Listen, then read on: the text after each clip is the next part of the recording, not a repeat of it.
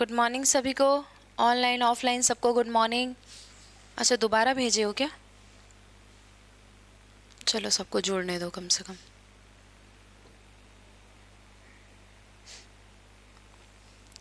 चलो, आज अपना टॉपिक रहेगा लर्निंग एंड एक्विजिशन। सबसे पहले मैं आप लोग को एक्विजिशन के बारे में बताऊंगी, ठीक है? हिंदी में तो सब लोग जानते ही हो।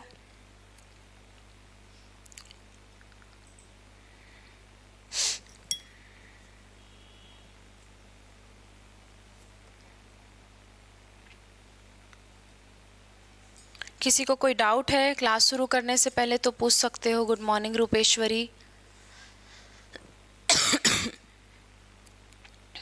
Good morning Neha, good morning Divya,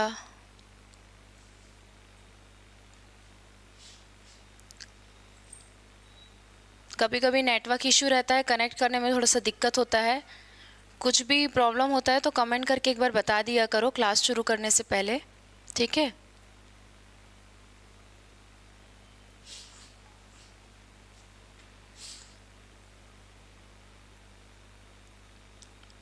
Isha, Nikita, Diptesh, good morning. Mamta, Preeti, सबके जुड़ने तक सबका नाम ही ले लेती हूँ ना। Uma Bharti, good morning. Mamta, Preeti, good morning. Umesh, Rajeshwari, Shivam, सबको गुड मॉर्निंग।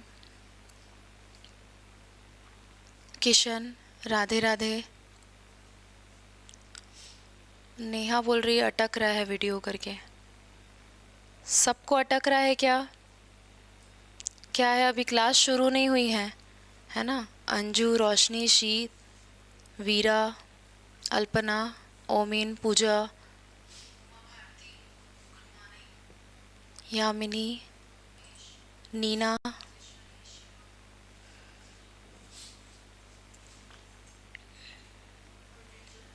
हाँ नेटवर्क का सबको अटक रहा है कि किसी किसी को बस अटक रहा है? थोड़ा सा मुझे बताएंगे तो क्या है यहाँ पर क्लास शुरू करने में अटक रहा है बोल रहे हैं।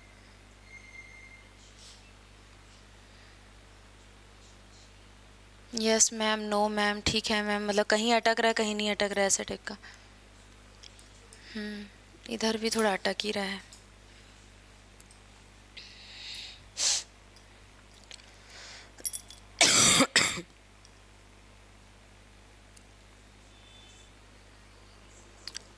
नेहा जी, आपकी तरफ से नेटवर्क प्रॉब्लम होगा। हाँ निकिता, कहीं कहीं है, वॉइस आ रहा है, बस वीडियो अटक रहा है। यस मैम, अटक रहा है। ठीक है मैम, काम काम चल जाएगा ना? काम चल जाएगा, बताओ एक बार कमेंट करके।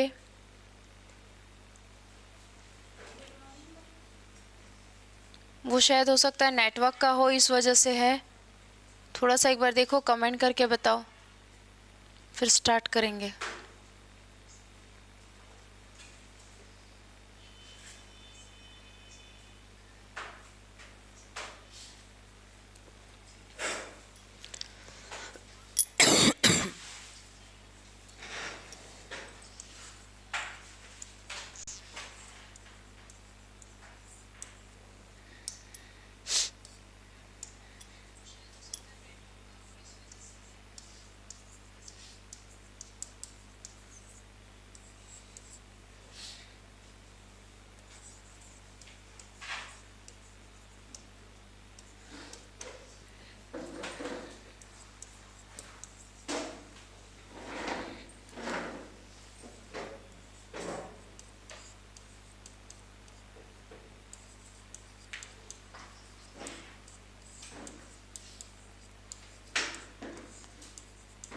कंटिन्यू करूं किरण?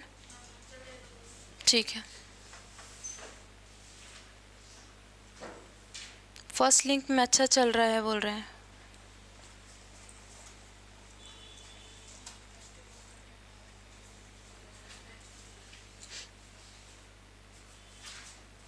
चलो, तो आज का हमारा टॉपिक रहेगा, हम लोग लैंग्वेज तो पढ़ चुके हैं, अब लैंग्वेज को कैसे अर्जित किया जाता है या कैसे सीखा जाता है उसके बारे में पढ़ेंगे, ठीक है? Good morning jasmine, Kuldeep. ठीक है, तो कंटिन्यू रखते हैं, थोड़ा बहुत चलाना आप लोग भी, हो सकता है नेटवर्क का इशू हो। ठीक है, साउंड तो क्लियर है ना, सबसे इम्पॉर्टेंट चीज़ वही है कि साउंड ब्रेक नहीं होना चाहिए आपका।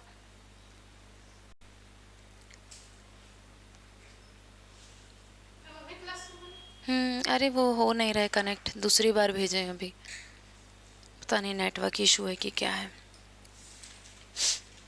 चलो सबसे पहले हम लोग एक्विजिशन के बारे में पढ़ेंगे। अर्जन होता क्या है? अर्जन आपका होता क्या है? जो स्वतः स्वाभाविक रूप से, ठीक है, हम सीख जाते हैं, जिसमें हमारा माइंड कैसा रहता है? सब कॉन्शियस रहता है। ठीक है, कॉन्शियस नहीं रहता। ठीक है, सब कॉन्शियस रहते हुए भी हम धीरे धीरे स्वाभाविक रूप से सीख जाते हैं। इसको हम लोग क्या बोलते हैं? अर्जन। किसी प्रकार के स्कूल, किसी प्रकार के टीचर, किसी प्रकार की पाठ्य पुस्तकें, किसी प्रकार की शिक्षण सामग्री, किसी प्रकार की व्यवस्था की आवश्यकता नहीं पड़ती अर्जन में। ठीक है, ये आपका हिंदी से हो गया है। अभी भी अटक रहा है बोल रहे हैं, थोड़ा सा मैनेज करो जी। आज रिकॉर्ड कर दीजिए। नहीं, वो है ना, लाइव क्लास है।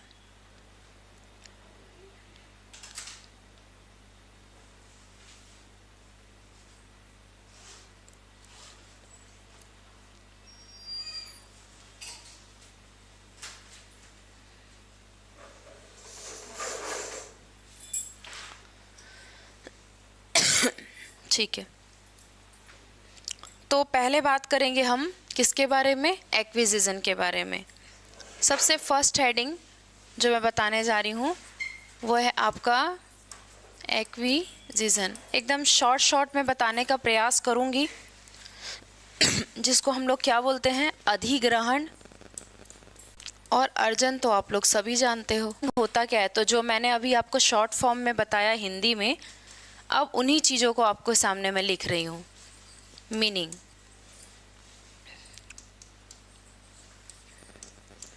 व्हेन अ लैंग्वेज, जब भाषा को, ठीक है, when a language is learned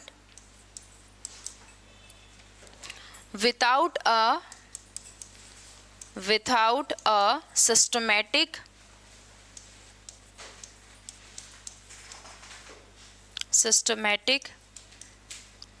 and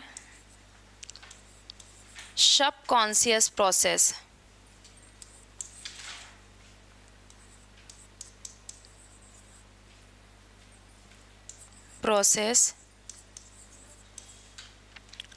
it is called an acquisition.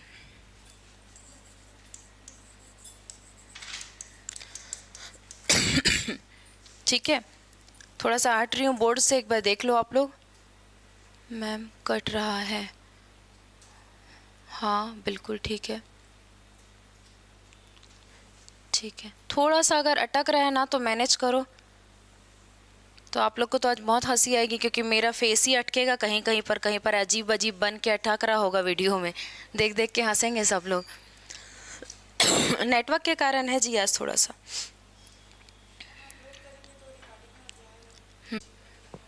ठीक है, और इसका कोई सॉल्यूशन नहीं है ना? ठीक है, तो फिर ऐसे ही चलने देते हैं।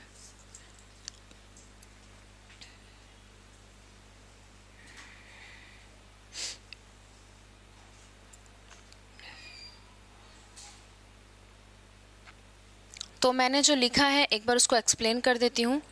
When a language is learned without systematic and subconscious process, सीखने की एक ऐसी प्रक्रिया जहाँ पे किसी प्रकार के सिस्टमेटिक यानी कोई सिस्टम नहीं होता और अवचेतन मन से हम सीख जाते हैं, उसको हम लोग क्या बोलते हैं? एक्विजिशन। ठीक है, अब आप एक चीज़ सोचो कि आप जब जन्म लेते हो और धीरे धीरे बड़े होते हो, तो ऐसा है क्या कि पहले आप माँ से सीखते हो, फिर पिता से सीखते हो, फिर दादा से सीखते हो, फिर दादी से? नहीं, कोई सिस्टमेटिक प्रोसेस नहीं होता। आप जो अपने आसपास सुन रहे होते हो वही आप धीरे धीरे करके सीख रहे होते हो। अगर आपका फ्रेंड मराठी है और बचपन से आपके घर के बगल में रहता है, ठीक है, अगल बगल घर है, तो आप धीरे धीरे मराठी लैंग्वेज भी अर्जन कर लेते हो, उससे आप नहीं हैं। तो ये सारी चीज़ें होती हैं। लेकिन ऐसा क्वेश्चन आता है क्या? नहीं आता। क्वेश्चन कैसे आता है मैं बता रही हूँ। अब ये बेसिक था, एक बार बताना ज़रूरी था। जो मैंने हिंदी में बोला उसी को मैं आपको इंग्लिश में बोल के बता दी कि क्या होता है जब हम भाषा को without systematic and subconscious process से सीखते हैं, तो वो क्या है आपका एक्विजिशन।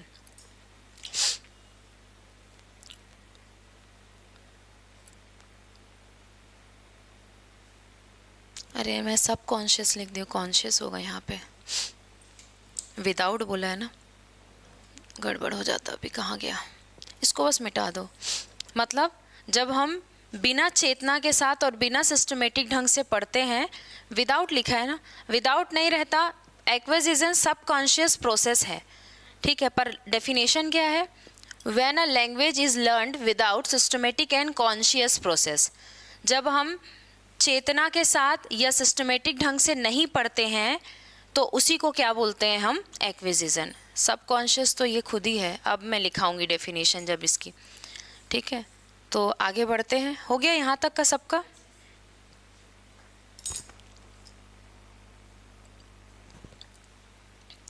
पूरे 1 घंटे में ठंडा नहीं होगा, इतना गर्म पानी है।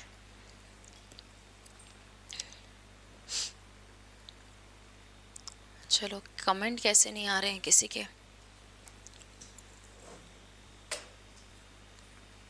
ठीक है ना, एक बार कमेंट करके बता दो। बीच में थोड़ा सा आज प्रॉब्लम चल रहा है नेटवर्क का, बीच बीच में ओके करके थोड़ा बहुत बताते रहोगे तो क्या है, मैं भी थोड़ा सा निश्चिंत रहूँगी। दीपिका अभी जुड़े हैं लग रहा है, रानू, नेहा, मधु, राजेश्वरी,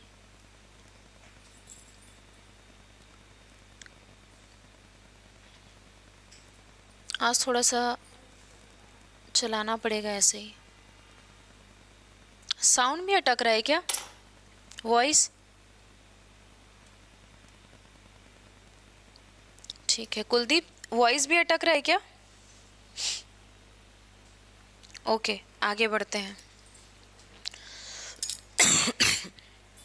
अब देखते हैं कैरेक्टर। तो कैरेक्टर के साथ ही हम लोग क्या करेंगे, इसके बारे में पूरा समझेंगे। हेडिंग डालेंगे कैरेक्टरिस्टिक्स।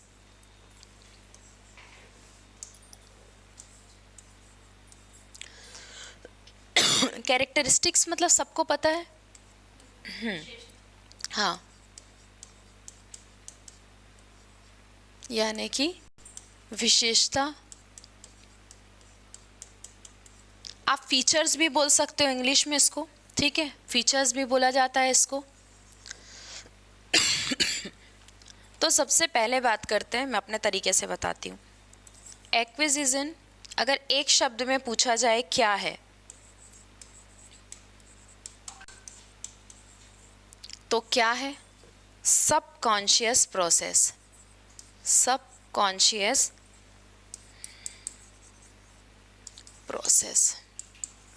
राइटिंग समझ नहीं आएगी तो पूछ लेना, ठीक है। अवचेतन प्रक्रिया।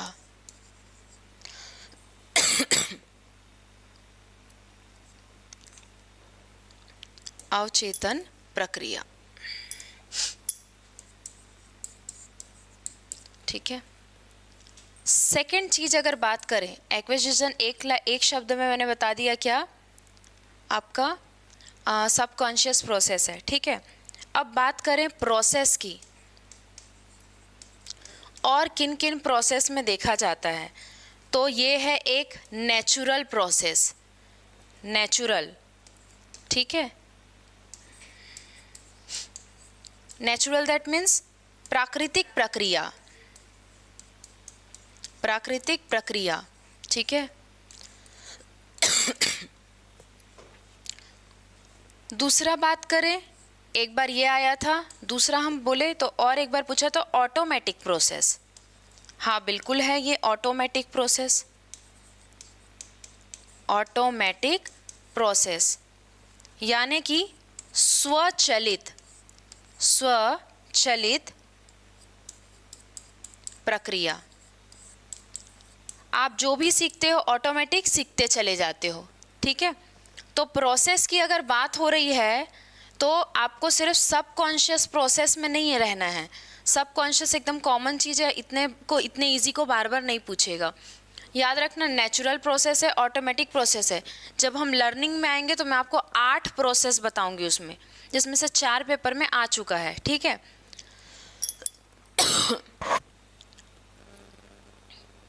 नहीं किशन, कॉन्शियस नहीं है ये सब कॉन्शियस है, अवचेतन, ठीक है। जो डेफिनेशन लिखाई थी उसमें, ठीक। बात करते हैं अगर लैंग्वेज की, यहाँ पे किस लैंग्वेज पे फोकस किया जाता है, ये भी पेपर में आ चुका है। तो कौन सी लैंग्वेज आती है यहाँ पे? Very good. तो डिनोट्स नेटिव लैंग्वेज, क्या बोलते हैं इसको? Native language. दोनों लिखवा देती हूँ, नेटिव लैंग्वेज एंड इसी को हम लोग क्या बोलते हैं, ब्रैकेट में कर लो, मदर टंग। यानी कि नेटिव लैंग्वेज मतलब, हाँ, मूल भाषा लिख लो, शुद्धतम रूप यही कहलाएगा, मूल भाषा, ठीक है। और मदर टंग मतलब मातृभाषा। ये हो गया। नहीं किशन, मीनिंग में कॉन्शियस नहीं है, चेंज की हूँ, देखो एक बार, डाउट में कोई चीज़ नहीं रहना चाहिए। ये देखो मीनिंग में आओ फिर से।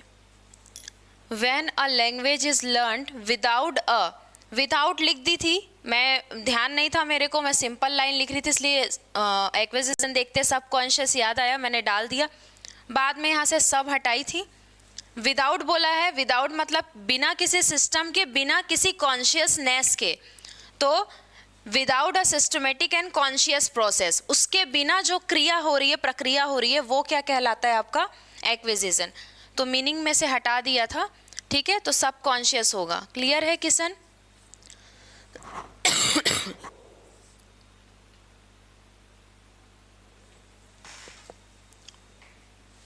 ठीक, आगे बढ़ेंगे।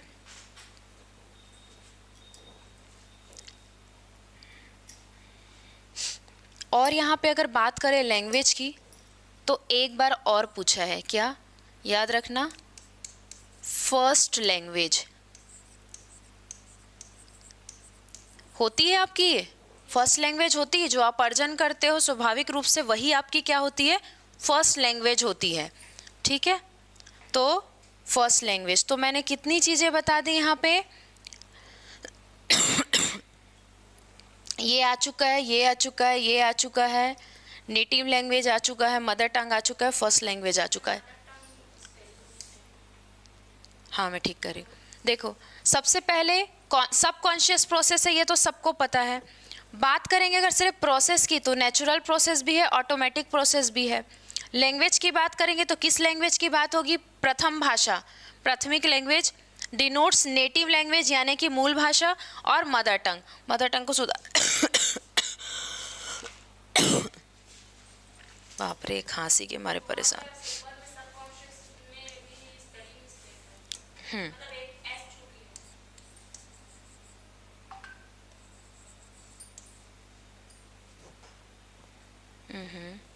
फिर से वही लिखा गया।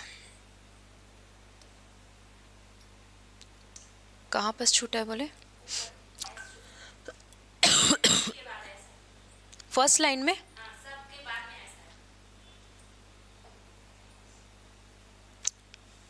सब के बाद क्यों आएगा?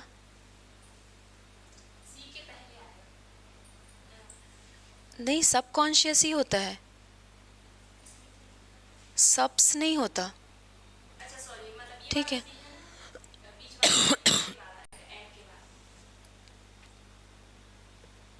अच्छा, यहाँ पे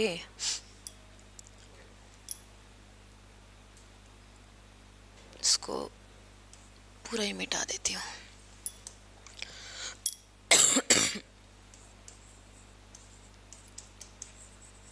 कॉन्शियस प्रोसेस, ठीक है। और क्या सुधार रहे थे अपन?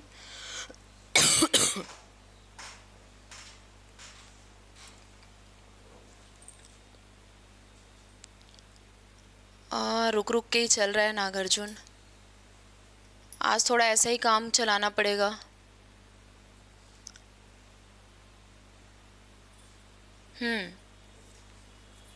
थोड़ा अटक रहा है ना, इस वजह से दिक्कत हो रहा है और कुछ नहीं है।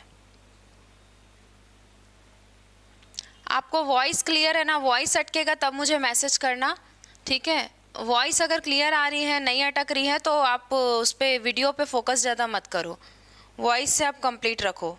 क्या बार लिख रही थी मैं?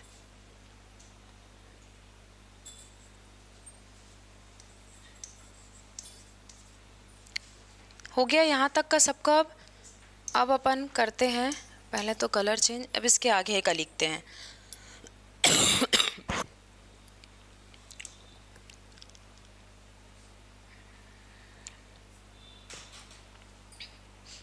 अब आते हैं ग्रामर रूल, आया था पेपर में।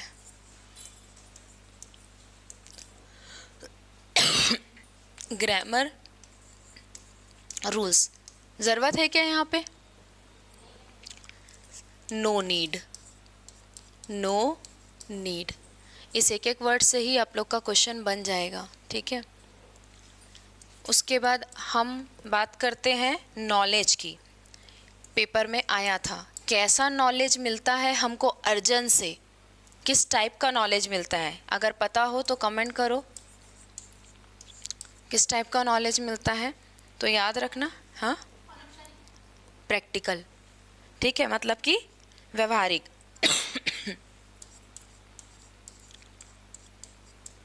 प्रैक्टिकल, ठीक है, नॉलेज।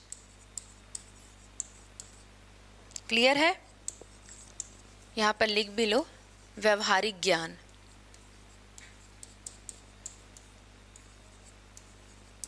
व्यवहारिक ज्ञान।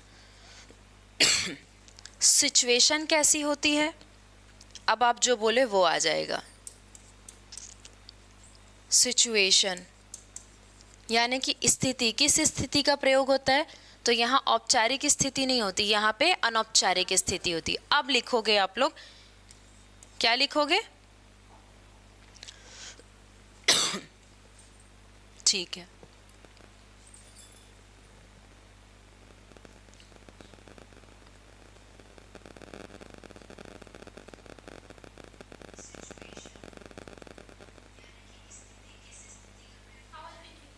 ठीक है ना? बस वही नहीं अटकना चाहिए वॉइस, और कोई दिक्कत नहीं है। इनफॉर्मल,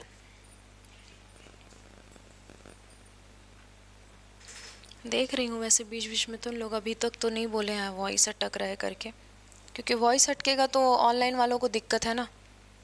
सिचुएशन, ठीक है, जिसको हम लोग क्या बोलते हैं? अनौपचारिक स्थिति, ठीक। अब इसी को मैं पैरा में लिखाती, उससे अच्छा point to point, word to word लिखाते जा रही हूँ। आप उसको एक साथ लिखोगे तो एक पत्ता पूरा भर जाएगा आपका, ठीक है? बीच में इज एंड वॉज ये सब भर जाएगा, और उसी को मैं तोड़ तोड़ के लिखा रही हूँ। जब क्वेश्चन करेंगे, आज तो नहीं, आज और कल भी नहीं, बुधवार से करेंगे अपन जी। ये टॉपिक कंप्लीट हो जाएगा ना अपना, एक हुआ है, ये भी हो जाने दो, तो फिर एक साथ 10-10 15-15 क्वेश्चन ही करेंगे इंग्लिश का, लेकिन कंटिन्यू चलेगा फिर इंग्लिश, क्योंकि हिंदी का मैं ऑलरेडी करा चुकी हूँ अच्छा खासा, ठीक है? और हिंदी में उतना दिक्कत नहीं होता। चलो आगे, अब बात करते हैं क्यों ज़रूरी है ये। अगर पूछा रिक्वायरमेंट क्या है, ठीक है, तो लिख लो रिक्वायर्स। क्यों ज़रूरी है? कम्युनिकेशन करने के लिए। अगर बच्चा भाषा अर्जन नहीं करेगा तो वो अपने माता पिता से कम्युनिकेट कर पाएगा क्या? नहीं। तो कारण क्या है? कम्युनिकेशन।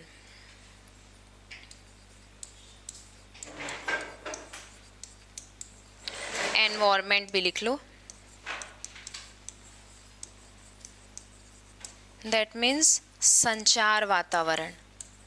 संचार वातावरण, ठीक है, इसलिए ये आवश्यक है।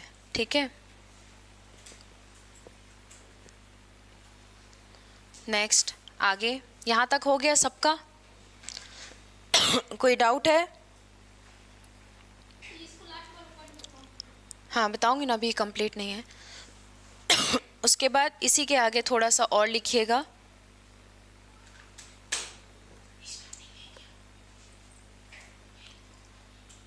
एक तो ये हो गया, दूसरा आपका है नेचुरल, जो मैं ऊपर में लिखा चुकी हूँ, and fear free. Fear free मतलब क्या होता है? भय रहित। ठीक है, फियर फ्री यानी कि भय रहित एनवायरनमेंट। अब देखो क्या क्या चीज़ें पढ़े अभी तक। ग्रामर रूल्स चाहिए एक्विजिशन में, अर्जन में नहीं। आप घर में भाषा सीखने के लिए, या बच्चा जब बड़ा होता है तो उसको कोई ग्रामर थोड़ी ना चाहिए रहता है। ठीक है, नॉलेज कैसा मिलता है? Practical knowledge. वो खुद ही कर करके सीखता है, देख देख कर सीखता है, अनुकरण कर करके सीखता है। सिचुएशन कैसी होती है? फॉर्मल सिचुएशन नहीं होती, स्कूल ड्रेस बैग सब पहन के नहीं बैठता, वो नॉर्मल रहता है, इनफॉर्मल। ठीक है, रिक्वायर्स क्यों जरूरी है ये अर्जन? कम्युनिकेशन एनवायरनमेंट के लिए, ताकि वो अपने माता पिता, अपने आस पड़ोस, अपने दोस्त यार से बात कर सके। स्कूल तो वो बाद में जाएगा 5 साल में। ठीक है, आजकल तो खैर 3 साल में ही भेज देते हैं। आवश्यक क्यों ज़रूरी है? क्यों उसका मतलब वहाँ पे महसूस हो रहा है कि हम इसको यूज़ कर रहे हैं? रिक्वायरमेंट बोलते हैं ना, रिक्वायरमेंट है, उसी से रिक्वायर शब्द है। ठीक है, और कैसा वातावरण है? अगर यहीं से एनवायरनमेंट की बात मैं करूं तो कैसा वातावरण है? नेचुरल भी है और फियर फ्री भी है, मतलब कि भय रहित। कोई नोट्स बनाना नहीं, कोई परीक्षा होना नहीं, किसी प्रकार का टेस्ट नहीं होना, तो भय रहित वातावरण है। ठीक है, क्लियर है? आगे बढ़ेंगे।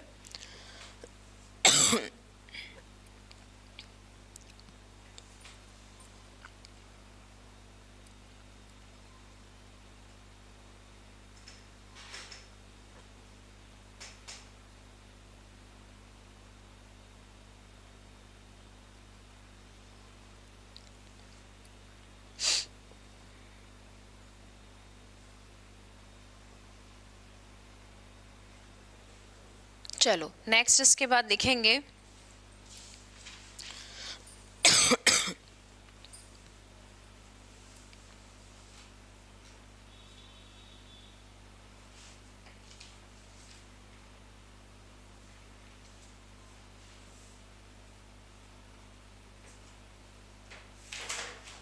एक और प्रश्न आया था अर्जन से, उसके बारे में लिखवाती हूँ।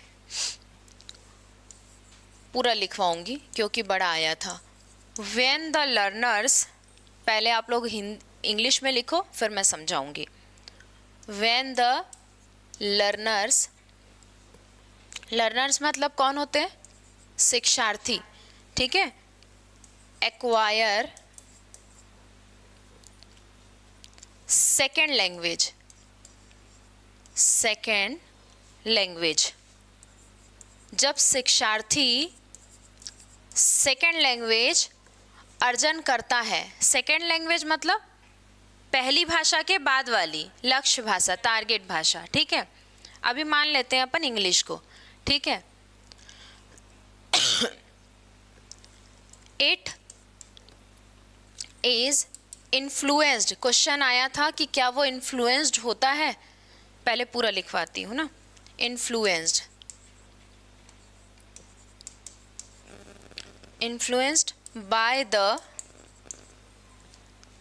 language transfer, language transfer। ठीक,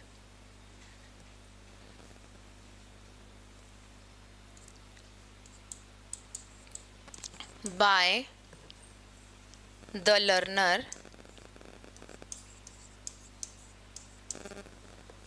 by the learner language that they already no.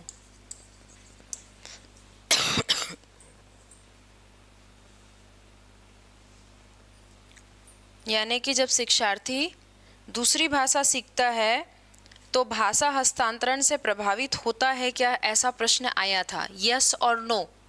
ठीक है, तो हाँ होता है।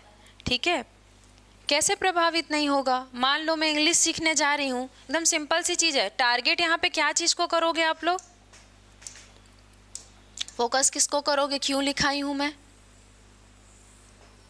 इन्फ्लुएंस्ड, ठीक है, बाय द लैंग्वेज ट्रांसफ़र। जब हम एक भाषा से दूसरी भाषा पर जाते हैं, ठीक है, मैं एक बार पूरा इसको हिंदी में बोल देती हूँ, जिनको लिखना है वो लिख भी लें, जिनको नहीं लिखना है वो समझ लें। पर इस पूरे पैरा में 3 ही शब्द इम्पॉर्टेंट है। क्या? कि जब लर्नर्स एक्वायर करते हैं सेकेंड लैंग्वेज तो क्या वो इन्फ्लुएंस होते हैं अपनी पहली भाषा से? हाँ बिल्कुल होते हैं।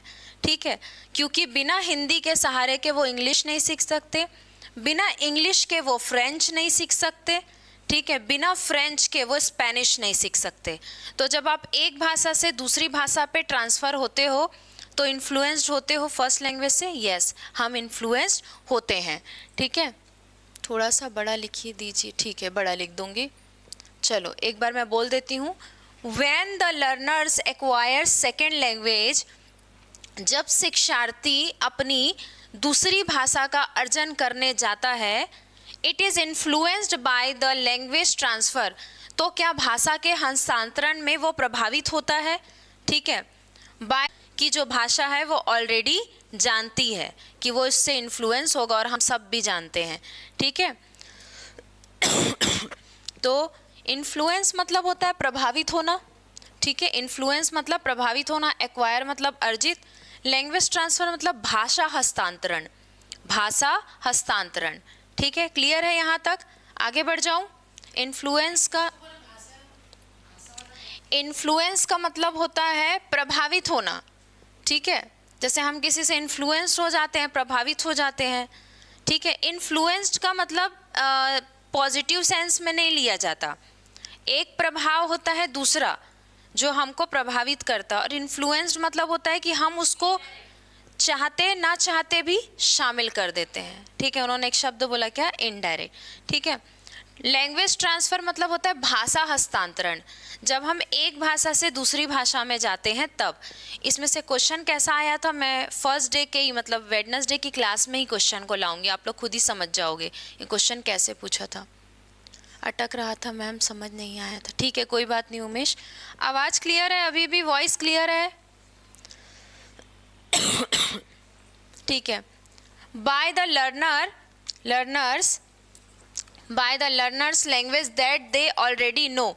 ठीक है, लर्नर्स जो हैं वो ऑलरेडी इस चीज़ को जानते हैं, मतलब लर्नर्स की जो भाषा है वो ऑलरेडी इस चीज़ को जानती है कि मैं अपनी पहली भाषा से क्या रहूँगी? इन्फ्लुएंस रहूँगी। इसको 2 साल में अलग अलग तरीके से पूछा है, एक बार यस और नो करके, और एक बार इन्फ्लुएंस शब्द को 4 ऑप्शन में देकर। ठीक है, तो ये क्वेश्चन इम्पॉर्टेंट था और ये टॉपिक भी इम्पॉर्टेंट था। एक लास्ट चीज़ और लिख लेंगे इसके बारे में। इट इज़ मतलब एक्विजिशन। ठीक है, it is an active process, ये भी आ चुका है।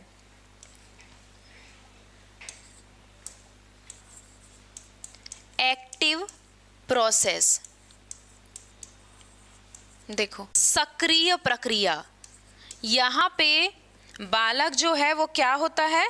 सक्रिय होता है, एक्टिव होता है।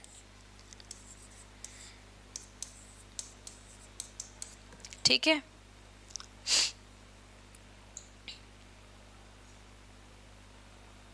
क्वेश्चन आया था कि मतलब एक्विजिशन किस भाषा को रिफर्स करता है? यूजुअली किस भाषा को रिफर्स करता है? तो किस भाषा को रिफर्स करता है? First language. क्लियर है? रिफर शब्द का यूज़ किया था और पूछा था किस भाषा को रिफर्स करता है, तो किसको करता है? First language. भाई आप अर्जन फर्स्ट लैंग्वेज का ही तो कर रहे हो ना। ठीक है, तो अब एक बार पूरा पढ़ते हैं फिर से, इससे ज़्यादा कुछ नहीं है अर्जन में, लर्निंग में बहुत कुछ है। ठीक है,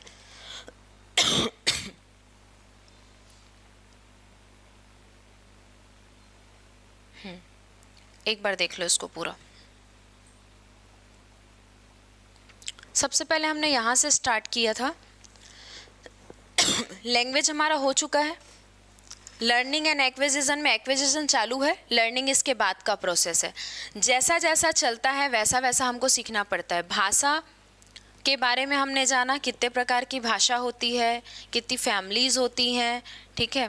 क्वेश्चन निकाल रही थी तब देखी मैं, फैमिलीज से भी क्वेश्चन आए हुए हैं, इंडो यूरोपियन वाला, ठीक है। और आपका यहाँ पर जब हम ये टॉपिक शुरू कर रहे हैं एक्विजिशन, तो इससे पहले यही करते हैं हम। अर्जन पहले होता है, ठीक है। चाहे आप 3 साल में स्कूल जाओ, चाहे 5 साल में, आप पहले 2-3 साल तो घर पर ही हो, ठीक है। तो एक्विजिशन होता क्या है, तो इसका सबसे अच्छा डेफिनेशन ये है, when a language is learned without, यहाँ पे विदाउट लिखा था इस वजह से मैं वहाँ से सब को हटाई, ठीक है। Without systematic and conscious process, यानी कि जब हम किसी सिस्टम में नहीं पढ़ते, जब हम चेतना के साथ नहीं पढ़ते, वो प्रोसेस ही क्या कहलाता है आपका, एक्विजिशन, ठीक है। एक ही क्लास में इसको याद करने का प्रयास करना और दोबारा खोल के देखना ना पड़े, ठीक है। तो याद रखना कि कॉन्शियस प्रोसेस यहाँ पे क्यों लिखा है, क्योंकि यहाँ पे किसका यूज़ हुआ है, विदाउट का। तो कन्फ्यूजन में नहीं होना चाहिए कोई भी चीज़, ठीक। आगे अब बात करते हैं एक्विजिशन क्या है, कैसी प्रक्रिया है। तो सब कॉन्शियस यानी कि अवचेतन प्रक्रिया। आप ऐसे होशो हवास में बैठते नहीं हो, आप बस देखते जाते हो, टीवी देखते देखते सुन सुन के। बचपन से किसी बच्चे ने अगर मंत्र उच्चारण सुन लिया तो वो बचपन से मंत्र बोलना चालू कर देता है। तो सब कॉन्शियस प्रोसेस है, ठीक है। सेकेंड पेपर के लिए एंड फर्स्ट के लिए हमें सेकेंड पेपर के लिए पढ़ना है मैम, भी काम आएगा। हाँ जी काम आएगा, बिल्कुल काम आएगा, दोनों पेपर के लिए काम आएगा ये। मैं इतने डीप में चल रही हूँ कि ये आपको सब जगह काम आएगा। पेडागॉजी ऐसा कोई जगह पेडागॉजी, क्योंकि मैं ये नहीं बोल सकती ना कि सिर्फ सीटेट में ही पेडागॉजी है, नहीं है। आपके शिक्षक भर्ती में पेडागॉजी, आपके व्याख्याता में पेडागॉजी है, और तो और जो नेट का एग्ज़ाम दिलाते हैं वो भी पेडागॉजी पढ़ते हैं, ठीक है। उनका एक टॉपिक है, एक यूनिट है पेडागॉजी, पूरा सेक्शन जो आप लोग पढ़ रहे हो वो।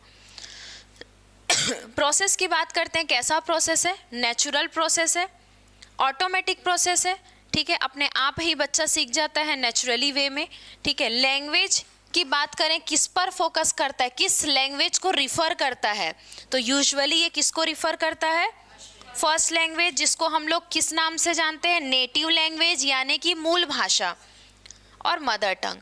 तो तीनों में से कुछ भी आए, नेटिव, मदर टंग या फर्स्ट लैंग्वेज, तीनों का मतलब यही होगा, ठीक है। तीनों को आप किससे कनेक्ट करोगे, एक्विजिशन से, ठीक है। आगे ग्रामर रूल चाहिए, नहीं, नो नीड। यहाँ पे एक पॉइंट और है, मैंने नहीं लिखवाया है, टीचर एंड TLM मतलब कि टीचिंग मटेरियल्स, तो वहाँ पर भी नो नीड आएगा, लिखवा दूंगी आखिरी में एक बार। नॉलेज प्रैक्टिकल नॉलेज है, कर करके सीखता है बच्चा, देख देख कर सीखता है। सिचुएशन कैसी है, औपचारिक नहीं, इनफॉर्मल, अनौपचारिक सिचुएशन है, ठीक है। रिक्वायर्स क्यों है, क्यों हम इसको यूज़ कर रहे हैं, अर्जन की बात हम क्यों कर रहे हैं, कम्युनिकेशन पर्पस से, ताकि हम अपने परिवेश में, अपने आसपास, अपने माहौल में, अपने घर पर, ठीक है, बात कर सकें। Communication natural and fear free.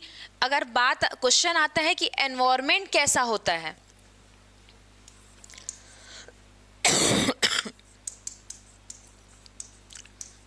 अगर पूछ दिया कि इसमें एनवायरनमेंट कैसा होता है, तो environment natural and fear free होता है, मतलब कि प्राकृतिक और भय रहित। यहाँ किसी प्रकार का भय नहीं होता, नॉर्मल बच्चा सीखते चला जाता है। हाँ बिल्कुल आएगा तरुण काम, ठीक है। आगे बढ़ते हैं, कैसा प्रोसेस है, एक्टिव प्रोसेस है, ठीक है। अब यहाँ पे मैंने एक पॉइंट लिखा था, क्यों लिखा था कि when the learners acquire second language, जब लर्नर अपनी पहली भाषा से दूसरी भाषा की ओर बढ़ता है सीखने के लिए, तो क्या वो इन्फ्लुएंस्ड होता है अपनी पहली भाषा से, ऐसा क्वेश्चन था। तो इसलिए मैंने ये पूरा लिखवा दिया है। तो it is influence by the language transfer, तो लैंग्वेज ट्रांसफर्स के समय वो बिल्कुल इन्फ्लुएंस रहता है। ठीक है, ये है। एक चीज़ और इसमें लिख लो जो मैं पढ़ाते पढ़ाते अभी बोली थी, TLM, टीचिंग लर्निंग मटेरियल, सबको पता है TLM मतलब, ठीक है। एंड टीचर, तो इसके सामने भी आप लिखेंगे नो नीड। ठीक है, यानी आप स्कूल जाते हैं, नहीं, देखो टीचर लिखवा दी ना, तो अब आप समझ जाना स्कूल भी आएगा तो भी नो नीड। ठीक है, आप स्कूल में जाके नहीं सीखते हो। ठीक है, तो ये यहाँ तक का क्लियर है सबको। आगे बढ़ेंगे, हेडिंग डालेंगे अब लर्निंग। एक्विजिशन से मैं फ्री हो जाऊँ, आप लोग को कुछ भी डाउट है? क्योंकि इसके बाद दोबारा अब एक्विजिशन नहीं स्टार्ट होगा, अब आगे बढ़ेंगे, अब लर्निंग में घुसेंगे। लर्निंग में घुसोगे तो लर्निंग बहुत बड़ा है। ठीक है, लर्निंग का प्रोसेस भी बहुत बड़ा है। ठीक है, इन्फ्लुएंस्ड मतलब होता है प्रभावित होना, एक भाषा का दूसरे भाषा पर प्रभाव पड़ जाना, उसको इन्फ्लुएंस्ड बोलते हैं। ठीक है, और पूछ लो अभी। मैम ये जितना भी फर्स्ट लैंग्वेज के लिए, लेकिन ये सेकंड लैंग्वेज के लिए बोले तो सब यस में आ जाए। ये नहीं, सब यस में नहीं आएगा, चेंज हो जाएगा, काफ़ी कुछ चेंज हो जाएगा। जैसे सबकॉन्शियस कॉन्शियस में आ जाएगा। ठीक है, जहाँ पे आप नो नीड बोल रहे हो वहाँ पे नीड आ जाएगा।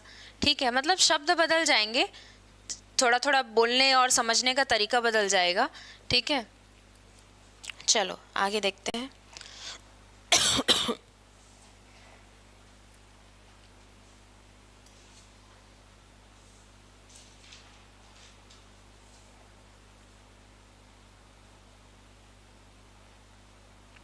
अब हेडिंग डालेंगे लर्निंग।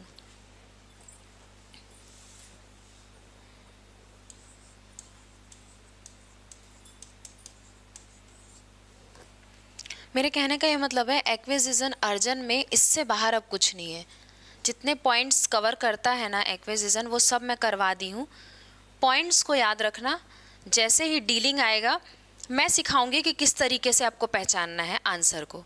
ठीक है, मैं बताऊंगी उस समय, क्योंकि कुछ लोगों के मन में ये प्रश्न रहता है कि मैम आप क्वेश्चन मतलब पेपर हॉल में तो रहोगे नहीं उसको बोलने के लिए, तो भाई आपके पास शब्द तो रहेंगे ना। आप इन्फ्लुएंस देखते क्या दिमाग नहीं लगा पाओगे? इतना तो इंग्लिश सबको आता है कि वो थोड़ा बहुत अनुमान लगा लें, जिनको इंग्लिश में प्रॉब्लम है। और प्रॉब्लम है, ये कोई प्रॉब्लम नहीं है, नॉर्मल सी चीज़ें हैं भाई। आप अपनी पहली लैंग्वेज से इतना प्यार करते हो कि आपकी दूसरी लैंग्वेज में आपको जाना ही नहीं है, सिंपल सी बात है, कोई प्रॉब्लम नहीं है। पर अगर शिक्षा के दृष्टिकोण से देखा जाए तो बचपन से हमने इतना तो पढ़ा है कि हम थोड़ा बहुत अनुमान लगा सकते हैं। ठीक है, अनुमान सही तब बैठता है जब हमको मीनिंग सही पता हो, अनुमान गलत तब बैठता है जब हमको मीनिंग गलत पता हो। ठीक है, हम कुछ का कुछ भी समझ लेते हैं, जैसे कि मैंने अभी इंस्ट्रूमेंटल लिखाया था क्लास में, तो इंस्ट्रूमेंटल का मतलब क्या होता है? हम लोग म्यूज़िक इसी चीज़ से जानते हैं, वाद्य, पर इंस्ट्रूमेंटल का मैंने एक दूसरा मतलब भी बताया था। क्या मतलब बताया था बताओ? ये हाँ, वाद्य हिंदी में है, बट उसका मीनिंग क्या था इंग्लिश में? तो मैंने कहा था इंस्ट्रूमेंटल एजुकेशन मतलब होता है जब आप उच्च शिक्षा ले रहे हो, उसका एक दूसरा नाम है। ठीक है, तो जब आप एक चीज़ की मीनिंग समझते हो, दूसरी चीज़ को कनेक्ट कर पाते हो, तो ऑटोमेटिक इंग्लिश एकदम आसान है। ठीक है, अभी इंग्लिश बोलो मत ना, लेकिन कम से कम थोड़ा बहुत समझना सीख जाओगे। ठीक है, आगे बढ़े। लर्निंग, अब बात करते हैं लर्निंग की। अब लर्निंग की ही बात चलेगी आज और कल 2 दिन। ठीक है, लर्निंग बहुत लंबा टॉपिक है आपका। लर्निंग का मतलब होता क्या है? अधिगम। क्यों लंबा टॉपिक है? क्योंकि 5 वर्ष के बाद से लेकर हम पूरे जीवन, जब तक हमारा जीवन है, जब तक हम मृत्यु को प्राप्त नहीं होते, तब तक हमारा लर्निंग प्रोसेस चलता रहता है। वो गलत बात है जो लोग बोलते हैं कि स्कूल से निकल जाने के बाद लर्निंग बंद हो जाती, नहीं होती है। फिर कुकिंग की लर्निंग चालू हो जाती है महिलाओं के लिए, फिर बच्चा कैसे बड़ा करते हैं उसकी लर्निंग चालू हो जाती है, पुरुष वर्ग के लिए कैसे काम किया जाता है, बाहर जाके कैसे रोजगार तलाशा जाता है उसकी लर्निंग। तो लर्निंग के कई रूप हैं सीखने के, तो सीखना कभी बंद नहीं होता। ठीक है, पहले इसके बारे में थोड़ा सा लिख लेते हैं। Learning a language is a process of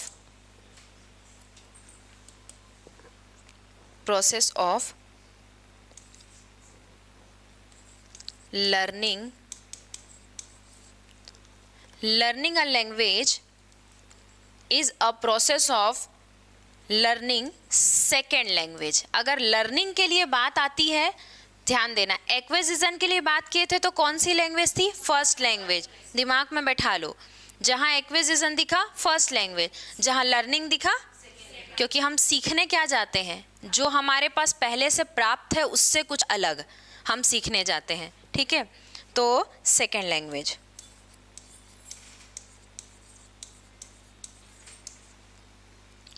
in which learners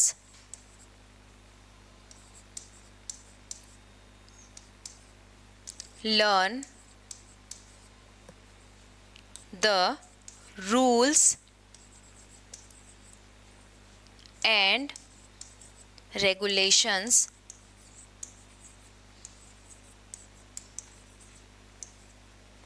of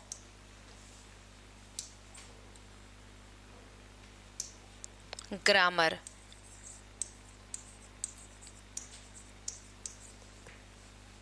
and vocabulary।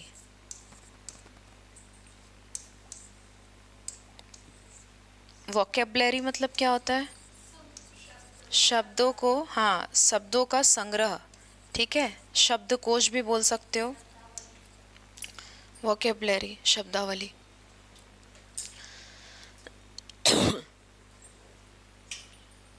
ठीक है, वेरी गुड। हायर एजुकेशन मैं पीछे का भी पूछूंगी ना, बीच बीच में थोड़ा बहुत पढ़ के बैठा करो, ठीक है, वो चीज़ें जो आने की संभावना है उसके बारे में बात करना बहुत ज़रूरी है।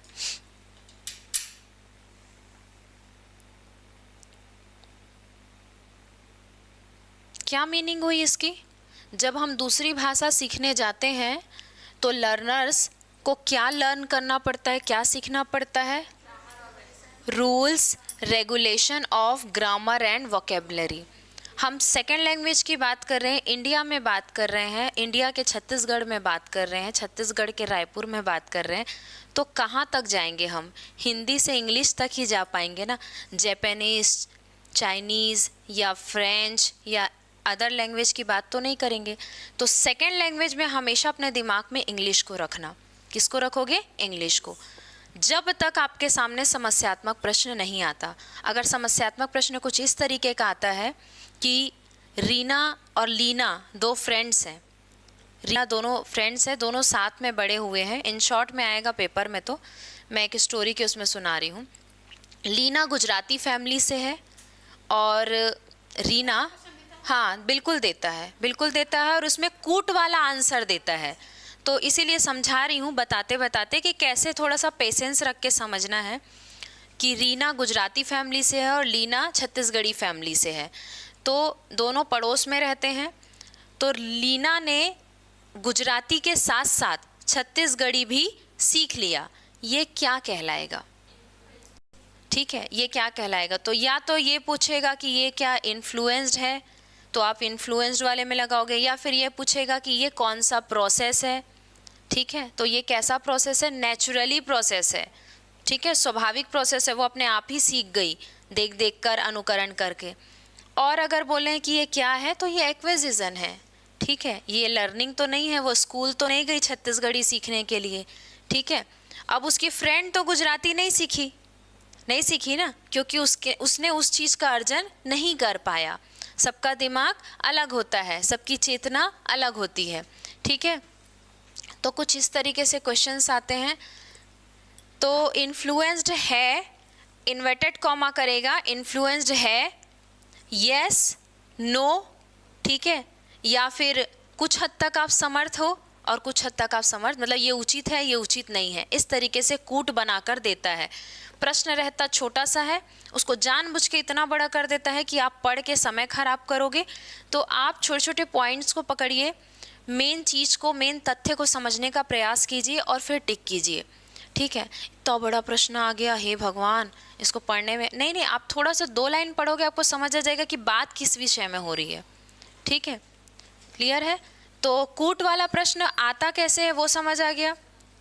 अच्छा, ठीक है ना, ठीक है, कोई बात नहीं। चलो क्लास ओवर करेंगे, है ना, दूसरी क्लास का टाइम हो गया है। कल यहीं से कंटिन्यू करेंगे लर्निंग से। 1 मिनट बस रुकना। जैसे इन्फ्लुएंस के लिए जो मैंने लाइन बोला, उसके नीचे पहली भाषा दूसरी भाषा को किस हद तक प्रभावित करती है, और नीचे उसके नीचे देगा कि पहली भाषा से दूसरी भाषा प्रभावित नहीं होती। अब सत्य और असत्य में देगा कि पहला वाला सत्य है, कि दोनों सत्य है, कि बी वाला सत्य है, क्या इनमें से कोई नहीं, ऐसे, हाँ, या दोनों गलत है। तो अब इस चीज़ को आप पढ़ोगे तो अब अभी अर्जित वाले में से जितना कूट वाला प्रश्न आएगा बन जाएगा, तो बनेगा तब ना जब आप एक एक की मीनिंग समझोगे।